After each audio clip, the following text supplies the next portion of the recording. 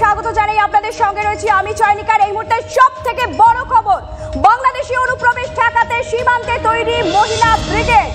মালদার সুখদেবপুরের সীমান্তে মহিলারা নিজেদের সুরক্ষায় হাতে তুলে নিচ্ছেন অস্ত্র। অনুপ্রবেশের চেষ্টা হলেই লাঠি বটি হাসুয়া হাতে তারা। সুখদেবপুর সীমান্তে এখন টান টান টেনশন। এপারে জঙ্গি ঢোকাতে লাগাতার উস্কানি দিয়ে যাচ্ছে বিজিবি। মাঝে মধ্যে বাংলাদেশি দুর্বৃত্তরা ঢুকে পড়ে সীমান্তবর্তী এই গ্রামগুলিতে অশান্তি পাকানোর চেষ্টা করছে। চলছে লুটপাট, মহিলাদের সঙ্গে অভব্য আচরণের অভিযোগ উঠছে। নিজেদের সুরক্ষার স্বার্থে তাই এবার দলবদ্ধ হয়ে রুখে দাঁড়াচ্ছেন গ্রামের মহিলারা। সুখদের সীমান্তে অজস্র সদ্য খোঁড়া মাটির ঢিপি পাওয়া গেছে। অনুপ্রবেশের জন্য সুড়ঙ্গ খোঁড়ার অভিযোগ গ্রামবাসীদের। বিজিবির সাথে দলে দলে ভিড় করছে বাংলাদেশি নাগরিকরা। অনুপ্রবেশ রুখতে নজরদারি কয়েক গুণ বাড়িয়েছে বিএসএফ। 6 জন জঙ্গলি ছিল, বাংলাদেশি ছিল, তো দিয়ে গেল, এদিকে ঢুকে গেছিল নাকি, তো দেখে তাড়াতাড়ি করলো। হ্যাঁ সবাই ধাবা দিলাম, কানটা দিয়ে ধাবা দিলাম, দিয়ে পেলিয়ে গেল। বাধা দিবে না, বাধা দিত একটা, যদি অন্যজন যদি আসে তো সবাই মিলে বাধা দিতে হবে। ভারতের সঙ্গে তো লড়তে হবে। হ্যাঁ সবাই রেডি আছে। ওরা হাইসা আছে, হেসে নিয়ে থাকছি, বড় লাঠি নিয়ে থাকছি, আসলে আমরা কাটবো কি মারবো। ওরা কি লুটপাট করছিল নাকি? না, এই গম টম সব কাটলো, তারপর কি এই তোমার এই চিৎকার করছে, গ্যাল দিচ্ছে, ধাবা দিল, তারপর পালিয়েছে ওরা। হ্যাঁ পালিয়ে গেছে। মানে ওরা মাঝে মধ্যেই আসছে, মাঝে তোমার এই যে আবার সন্ধ্যা পড়লো আবার আসবে, সকালে আসছে। পাঠাচ্ছে কি বিজেপি পাঠাবে না, কে পাঠাবে? আমাদের বিজেপি সজাগ আছে, এখানে কোনো তাদের সাথে কম্প্রোমাইজ হবে না। বিজেপির এক কথা, আমরা যেহেতু কাজ থেকে বিজেপির সাথে থেকে শুনেছি, বিজেপির একই কথা যে আমরা কোনো ছাড় দেবো না। তার ভাড়া দিচ্ছে, অবৈধভাবে তার ভাড়া দিচ্ছে, কেন দিবে তারা তার ভাড়া? এটারই প্রতিবাদ জানাচ্ছি আমরা। আছি আমি সুখদেবপুরের সেই অঞ্চলে, যেখানে প্রায় 1.5 কিলোমিটার এলাকা সম্পূর্ণভাবে ফাঁকা, কোনো রকম কাঁটাতার নেই। আর এই কাঁটাতার নিয়েই যত সমস্যা। গত কয়েকদিন ধরেই এখানে ফেন্সিং করানোর জন্য ব্যবস্থা নিচ্ছিল বিএসএফ, কিন্তু সেখানে বারবার বাধা দেওয়ার অভিযোগ উঠেছে বর্ডার গার্ড বাংলাদেশের বিরুদ্ধে। সব থেকে বড় সমস্যা হচ্ছে যে নিয়মিতভাবে এই ফাঁকা জায়গা দিয়ে বিভিন্ন রকমভাবে বাংলাদেশের দুষ্কৃতীরা এখানে ঢুকে পড়ছে এবং আতঙ্কে রয়েছেন এখানকার মহিলারা। সবচেয়ে বড় বিষয়, সুখদেবপুরের গ্রামবাসীরা তো আছেই।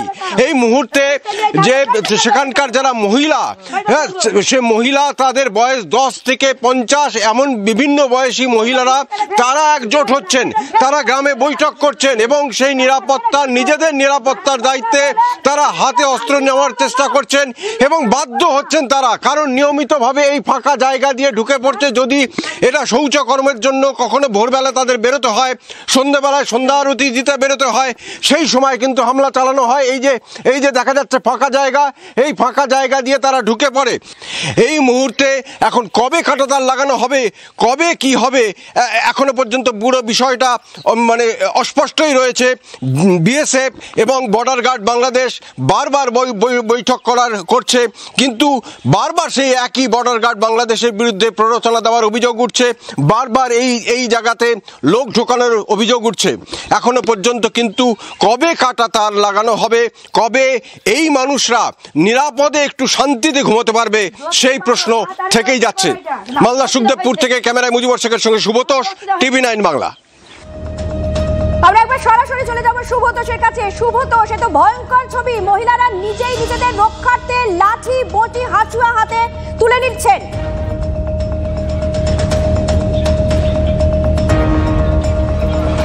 হ্যাঁ একদমই তাই চয়নিকা, কারণ তারা বাধ্য হচ্ছেন। এমনিতেই পরিস্থিতি ক্রমশই উদ্বেগজনক হয়ে উঠছে। বিএসএফ মানে কয়েক গুণ বাড়ি দিয়েছে গত 1-2 দিনের মধ্যে তাদের নজরদারি। বর্ডারে তারা আরও বেশি করে জওয়ানকে মোতায়েন করা হচ্ছে। এর পাশাপাশি কিন্তু অন্যদিকে বিজিবি বারবার প্ররোচনা দিয়েই চলেছে। শুধু প্ররোচনা নয়, বিভিন্নভাবে অনুপ্রবেশকারী, বিশেষ করে বাংলাদেশি নাগরিক দুষ্কৃতী যারা রয়েছে, তাদেরকে কিন্তু ঢোকানোর চেষ্টা করছে। এবং শুধু প্ররোচনা দেওয়া কথাটা বললে ভুল হবে, তার থেকে অনেক অনেক অনেক বেশি, কারণ তাদের মদতে তারা কিন্তু এই ভেতরে ঢুকে যাচ্ছে, তারাই কিন্তু ওপারে মাটি খুঁড়ে সে গর্ত করে সুড়ঙ্গ বানাচ্ছে, এর পাশাপাশি বিজিবির জন্য বাংকার তৈরি করে দিচ্ছে, এবং বিশেষ করে যেটা বিকেলের পর থেকে সন্ধ্যের দিক থেকে কিন্তু তাই সেখানে জমায়েত ম্যাক্সিমাম হয়ে যাচ্ছে।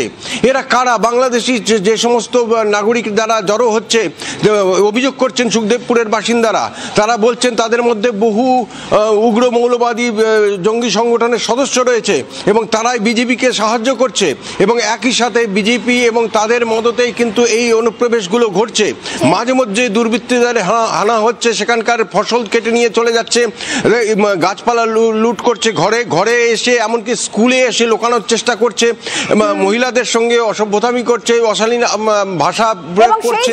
এই জায়গায় দাঁড়িয়ে একটা প্রতিরোধের চেষ্টা। তুমি আমাদের সঙ্গে থাকো। সিজার মন্ডল আমাদের অপর প্রতিনিধি এই মুহূর্তে নিউজরুম থেকে আমাদের সঙ্গে সরাসরি রয়েছেন। আমরা যেভাবে দেখেছি যে বাংলাদেশি জঙ্গিরা তারা অনুপ্রবেশের চেষ্টা করেছে, বিজিবি উস্কানি দিয়েছে, সেই জায়গায় দাঁড়িয়ে বিএসএফ সতর্ক, সাধারণ গ্রামবাসী তারা প্রতিরোধ করেছে, আর এবার মহিলারা হাতে বটি নিয়ে হাসুয়া নিয়ে একেবারে তৈরি। কিভাবে ব্যাখ্যা করবে? দেখো, সামগ্রিকভাবে গত কয়েকদিন ধরে যে সীমান্ত সংঘাত দেখা যাচ্ছে, অর্থাৎ কোথাও ভারত বাংলাদেশ সীমান্তে অন্তত পশ্চিমবঙ্গেরই বিভিন্ন জায়গায় দেখা যাচ্ছে যে বিজিবির পক্ষ থেকে কাঁটাতার দেওয়ার ক্ষেত্রে বিএসএফকে বাধা দেওয়া হচ্ছে। সেটা কোচবিহারের ঘটনা রয়েছে, 3 বিঘা করিডোরে রয়েছে, সাতক্ষীরা অর্থাৎ আমাদের এদিকে উত্তর 24 পরগনা রয়েছে, নদিয়া রয়েছে, এবং মালদহে গত কয়েকদিন ধরে এই সুখদেবপুর, যার উল্টো দিকটা হচ্ছে বাংলাদেশের নওদা এবং চাঁপাইনবাবগঞ্জ জেলা, সেই জায়গাগুলোতে বারবার বাধা দেওয়ার অভিযোগ উঠছে। এবং সেই জায়গায় দাঁড়িয়ে গতকাল যেভাবে ভারতীয় রাষ্ট্রদূতকে ডেকে পাঠানো হয় ঢাকাতে পররাষ্ট্র দপ্তর থেকে, এবং তার ঠিক আগেই যেভাবে বাংলাদেশের স্বরাষ্ট্র উপদেষ্টা তিনি যেভাবে এক হুমকি দিয়েছেন কার্যত যে কোনোভাবে কাঁটাতার দিতে দেওয়া হবে না এবং ছলে বলে কৌশলে এই পরিস্থিতি মোকাবিলা করা হবে। অর্থাৎ কোথাও সামগ্রিকভাবে যে বর্ডার গার্ড বাংলাদেশ আজকে সীমান্ত এলাকায়, বাংলাদেশের বিভিন্ন সীমান্ত এলাকায় যে অভিযোগটা উঠছে যে সেখানকার সাধারণ মানুষকে প্ররোচিত করছে, ভারতের বিরুদ্ধে উস্কানিমূলক সেখানে আচরণ করা হচ্ছে, সেটা যে সামগ্রিকভাবে ইউনিট সরকারের একটা পলিসি ম্যাটার, সেটা কিন্তু এই ঘটনা পরম্পরায় অনেকাংশে স্পষ্ট। এবং সেই সীমান্ত সংঘাত থেকে অনেকেই আশঙ্কা করছেন। আমাদের পশ্চিম দিকে আমরা দেখেছি পাকিস্তানের সঙ্গে আমাদের একটা টানা ছায়া যুদ্ধ, অর্থাৎ সরাসরি যুদ্ধের পথে না গিয়ে এই ধরনের অনুপ্রবেশের মাধ্যমে সেখানে জঙ্গি কার্যকলাপ বাড়িয়ে একটা ছায়াযুদ্ধ পরিস্থিতি তৈরি হয়। তাহলে বাংলাদেশও কি সেই ছায়াযুদ্ধের রাস্তাতেই হাঁটতে চাইছে? কারণ ক্রমাগত আমরা দেখতে পাচ্ছি আলম চৌধুরী, যার কথা তুমি বললে, স্বরাষ্ট্র মন্ত্রকের উপদেষ্টা বাংলাদেশের, তিনি একদম স্পষ্টত হুমকি দিয়ে বলেছিলেন যে সীমান্তে কাঁটাতার দিতে তিনি নাকি দেবেন না। কিভাবে এত দুঃস্পর্ধা তিনি দেখাতে পারেন জানা নেই, তবে কি বলেছিলেন তিনি আপনাদের একবার শোনাই। কাজ বন্ধ হয়েছে, ওই যে 3 বিঘা করিডোরের ওখানে ওই জায়গাটা কাজ বন্ধ হয়েছে। তারপরে তোমার ওই যে পত্রিতলা দিতে আছে ওটারও কাজ বন্ধ হয়েছে, নগার দিয়ে আছে ওই জায়গারও কাজ বন্ধ, মানে যে কয় জায়গায় কাজ শুরু সবকটা জায়গায় কাজ বন্ধ। এই কাজগুলি আমরা করতে দিব না, এই কাজগুলি করতে দিব না। অধিকাংশ ক্ষেত্রে শুনলে নাকি অধিকৃত কাঁটাতার ব্র্যান্ডের সুযোগ থাকা সত্ত্বেও কোনো কোনো করে না। আবার অনেক জায়গায় তারা ওই বলেন না হাই পাওয়ার এটা যদিও অবদানে বসে, এটাও বসানো উচিত না। এটা ক্ষেত্রে মানে এরা বাধা দিলে অনেক জায়গায় আপনারা বলতে পারে। আমাদের বর্ডারের প্রচুর শক্তি আছে এবং আমার জনগণ হলে আমার বড় শক্তি। বিভিন্ন জায়গায় তো সমস্যা করার চেষ্টা করবে, বাট আমরা যেভাবে ছলে বলে কৌশলে যেভাবে এই সমস্যার সমাধান। আমাদের দুই প্রতিনিধির পাশাপাশি আমাদের সঙ্গে এই মুহূর্তে রয়েছেন কর্নেল বাবুল চন্দ্র। আপনাকে স্বাগত জানাই। কর্নেল চন্দ্র, একটা বিষয় বলুন, আপনার এতদিনের অভিজ্ঞতায় কখনো আপনি এই দৃশ্য দেখেছেন যে মহিলারা নিজেদের সুরক্ষার স্বার্থে প্রতিরোধ গড়ে তুলতে হাতে বটি হাসুয়া নিয়ে একেবারে প্রস্তুত সীমান্তে? দেখুন, এই কনসেপ্টটা এতদিন আমাদের এই ইস্টার্ন সেক্টরে দরকার হয়নি, কিন্তু ওয়েস্টার্ন সেক্টরে এরকম হয়েই থাকে।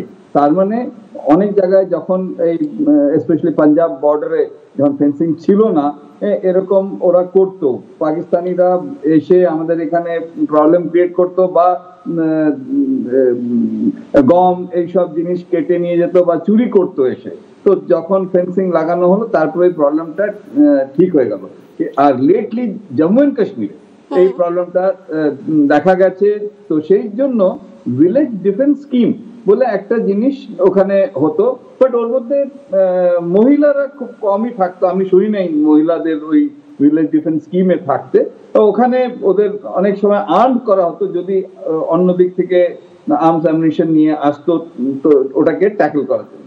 কিন্তু আমি ফার্স্ট যে এই জিনিসটা শুনলাম যে মহিলারা সুখদেবপুরের এই একটা প্রস্তুতি নিয়েছে, আমি ফার্স্টলি ওনাদের এনকারেজ করব যে ইয়েস, নিজের ডিফেন্স সবচাইতে ভালো আমি করতে পারি। তারপরে স্টেট আসছে বা বিএসএফ আসছে বা অন্য সবাই আসছে, আমাদের ডিফেন্সটা যদি আমরা করতে পারি সেটাই হলো সবচাইতে ভালো আর এফেক্টিভ।